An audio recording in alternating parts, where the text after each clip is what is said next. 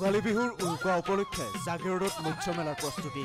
অহা 12 আৰু 13 জানুৱাৰীত জাগিৰোডৰ ছুপাৰ মাৰ্কেট প্ৰাংগণত বৃহৎ থলুৱা মাছৰ মেলা। ৰাজ্যৰ ভিন্ন প্ৰান্তত এতিয়া ভোগালীক আদৰাৰ ব্যাপক প্ৰস্তুতি।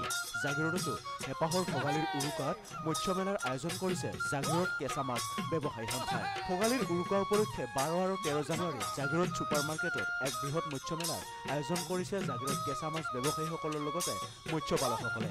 হেঁপাহৰ ভোগালীৰ উৰুকাত এসাঁজ হেঁপাহ পলুৱাই খোৱাৰ ইচ্ছা সকলোৰে। সেয়েহে থলুৱা ৰৌ বৰালি, চিতল ভকুৱা আদিৰ লগতে বিভিন্ন থলুৱা মাছ উক্ত মৎস্য মেলাত গ্ৰাহকে সুলভ মূল্যত ক্ৰয় কৰিব পাৰিব বুলি উদ্যোক্তাসকলে ব্যক্ত কৰে।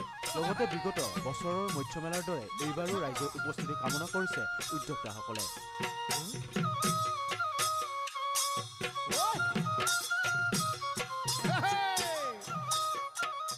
আমি জাগিৰোড মীন পালক ব্যৱসায়ী সন্থাই দ্বিতীয়বাৰৰ বাবে ভোগালী বিহু উপলক্ষে আমাৰ মৰিগাঁও জিলাৰ মীন পালকসকলক উৎসাহ আৰু প্ৰেৰণা দিয়াৰ স্বাৰ্থত আমি এটা মৎস্য মেলাৰ আয়োজন কৰিছোঁ।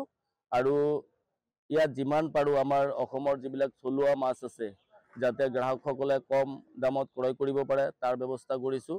আৰু আমি লাষ্ট টাইম যেতিয়া আমি মৎস্য মেলাৰ আয়োজন কৰিছিলোঁ তো অসমৰ বিভিন্ন ঠাইৰ পৰা মানুহবিলাক আহি আমাক যথেষ্ট সঁহাৰি আগবঢ়াইছিলে। তো আশা কৰিছোঁ এইবাৰো নিশ্চয় আমাক তেনেকুৱা সঁহাৰি আগবঢ়াব আৰু যিমান পাৰোঁ আমি তাতছে ভালকৈ আৰু ভাল মাছ যোগান দিয়াৰ ব্যৱস্থা কৰিম। আৰু এই সংবাদ মাধ্যমৰ জৰিয়তে সমূহ অসমবাসী ৰাইজলৈ আমাৰ মেলাখন মৎস্য মেলাখন ভোগ কৰিবলৈ আহ্বান জনালোঁ। ধন্যবাদ। নমস্কাৰ। পোনপ্ৰথমে আমি জাগিৰোড কেঁচা মাছ ব্যৱসায়ী সন্থাৰ তৰফৰ পৰা সমূহ অসমবাসী ৰাইজলৈ ভোগালী বিহুৰ শুভেচ্ছা জ্ঞাপন কৰিছোঁ। লগতে আমাৰ জাগিৰোড মাছ বজাৰত আমি এখন মৎস্য মেলাৰ আয়োজন কৰিছোঁ।